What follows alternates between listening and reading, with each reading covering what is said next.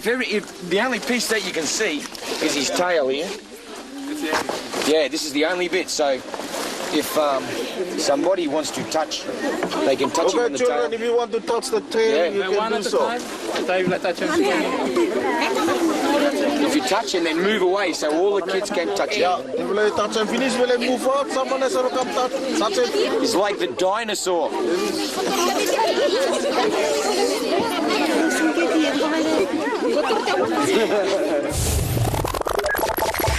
If there's one thing I've learnt about boosting people's pride and perception in wildlife is allowing them to utilise their greatest sense, and that's their sense of touch.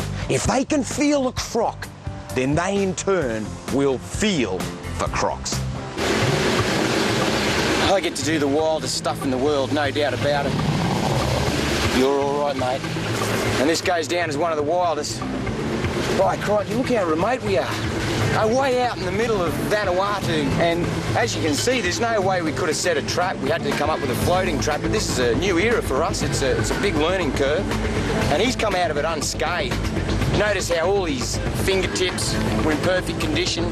Very little nose rub, you had a tiny little bit there from where he was death rolling, but basically he didn't have a scale out of place, which is perfect.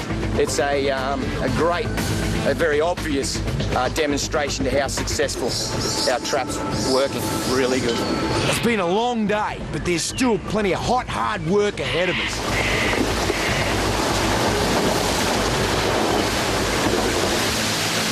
So you can see that really nice chunk of fresh water. Old Maywo here, he used to sit right in there in that fresh water. And of course, that's where all the villagers wanted to go to get a drink and a tub. Not far to go now, buddy. There's only one airstrip on the island where a leisurely pace of life hasn't changed for 100 or maybe even 1,000 years. By tomorrow, they'll go back to their idyllic lifestyle of a past era, with Maywo the crocodile safely airlifted to another island. The aircraft's on its way, but crikey, this is not going to be easy. Okay. So there's the airport there. Yeah. And there's the Tahiti River, which I think they call, that's the Alligator River, yeah? Yeah. So when we get to the airport, we just take him straight from the plane into the boat. Yes. And then go by boat all the way up to the the Alligator River. Yes. Which is less people yeah. and more crocodiles. Yes. Yeah. This is totally amazing to me. Here we are on quite a primitive island where everyone has rallied for the one cause, the mission to save this croc. Imagine this, capture, road transport on rough jungle tracks, airlift coordinated, all done with minimum stress. I gotta say, the airlift's got me really worried. This is one heck of a croc, and he's gotta go inside the plane where the passengers go.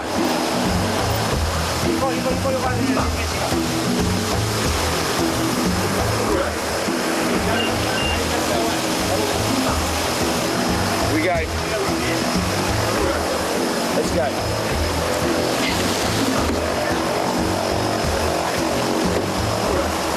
Okay, everybody helping? Everybody, good. Oh, up! Atop! Arabat up! Good run. Right.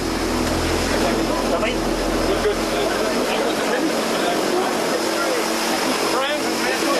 Yeah, hey, thanks, mate. Thank you very much. Well, here we go. Bye-bye. This is it. Steve's just hoping the crocodile doesn't react to the engine noise. Up and away. How's this? He takes up exactly half of the plane. You see his tail twitching back there? Now he'll be starting to feel that pressure in his ears, his head's moving. Right through the entire trip, Steve's been watching the temperature like a hawk. We're doing our best to keep him around 90 degrees. If we don't, he could be in serious trouble.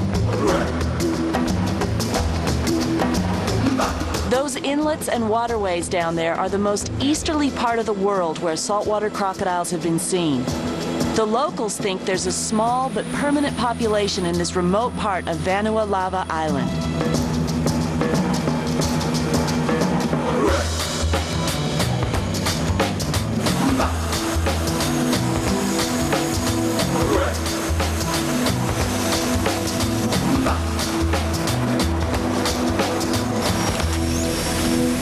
This is incredible.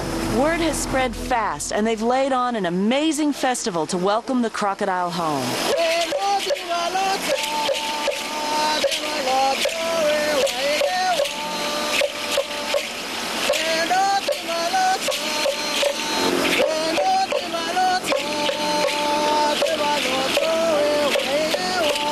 How's this?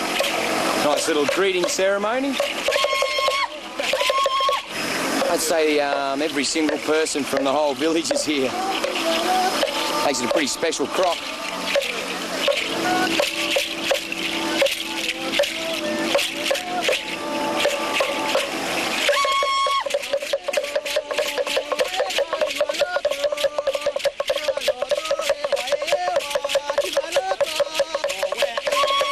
These traditional island ceremonies are not everyday events. This is a huge honor for everyone.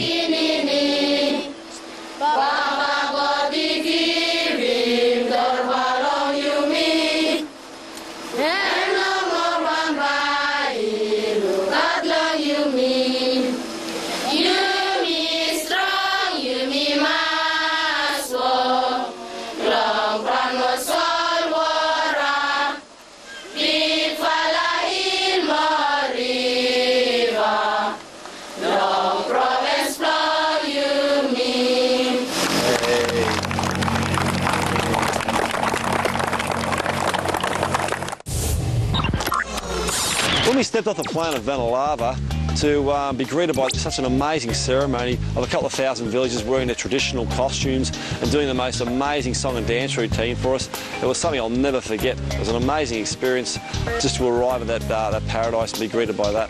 Normally, Steve would have a dozen guys to help carry a crocodile this size, but there's only Brino and him.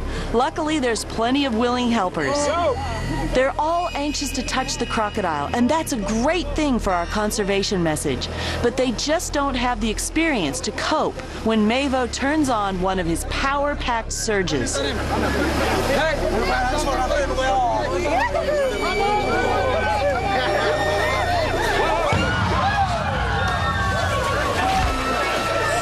Crikey, that's gonna hurt. Another shoulder injury. Up! Everybody up!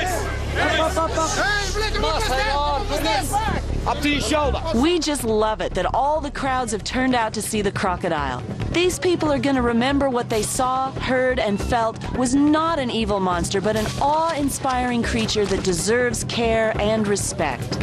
The fear factor fades away, and they get the message that capture is far better than killing.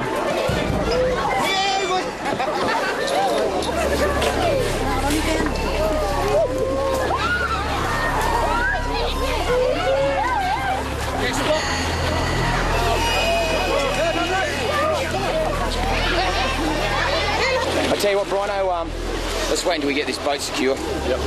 We've got time. Yep. Oh man, what happened? They just tossed all the blokes off. Yeah, everybody just scattered. Oh. The final move, the most dangerous moments are still ahead of us. Everybody up! Up, all the way!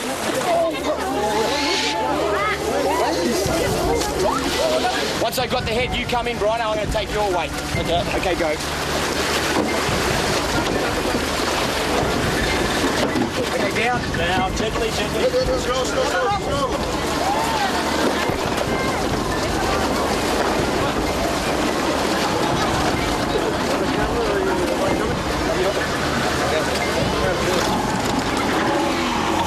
Back home, we'd have the Australia Zoo team to help, but like on the plane, there's only two of us to keep this bloke safe. It's going to go. Drop down.